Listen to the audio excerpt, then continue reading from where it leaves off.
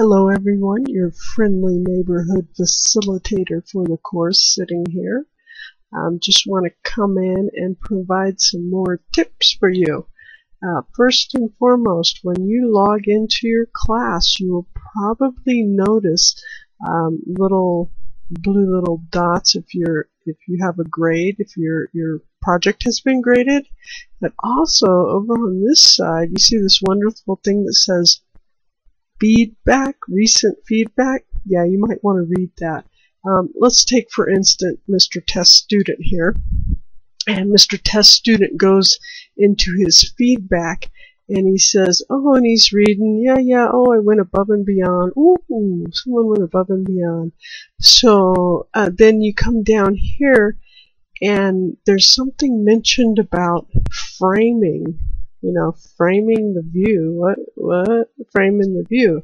So there's actually a feedback that explains how to do that. That's a very important thing. I've been trying to throw that down some of your throats, but you're not catching it. So my presumption is that you're not seeing this.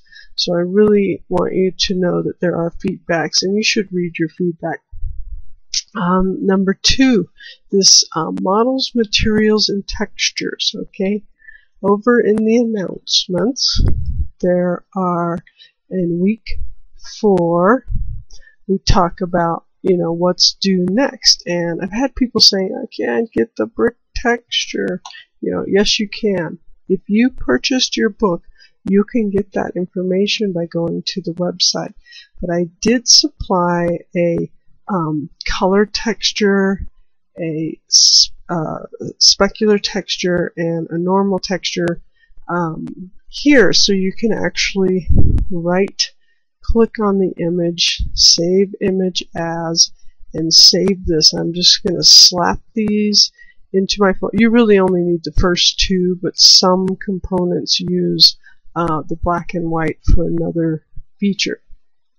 So that's actually the specular map, and usually it's used for shine, to make it shiny. But Unity in itself has a component that creates the shine. So now that I've done that, I'm going to go, actually I'm just going to get out of here and go to my Unity folder. And so you always create your folders. So once I've created the folders, of course I want to save my scene into my scene folder, and then I want to open my texture folder, and you can actually import your textures if you don't feel comfortable with clicking and dragging. But I'm just going to open where I saved these at, grab them, bring them in, kapow, there they are. And in the materials folder, I'm going to right click, create, and I'm going to create a material. Right? Correctamundo. What kind of material am I going to make? Now there's going to be 4 spheres. I'm doing the little exercise thing. So there's 4 spheres, so you're going to make 4 different styles of material.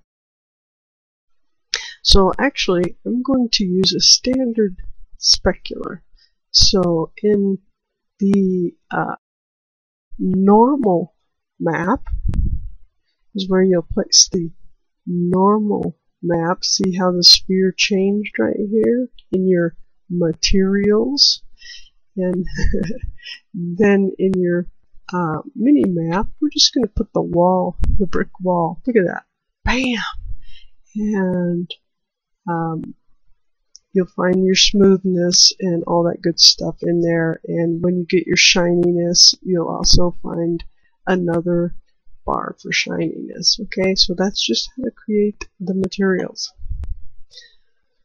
So for grins and giggles, let's add your sphere to the scene. You select your sphere here, and I'm in game view. Select your sphere here and F, To zoom in, then you just drag that material to your sphere. Check that out. Boom. Sometimes, see the sphere here and the sphere here look a little different? Maybe if you change the tiling of it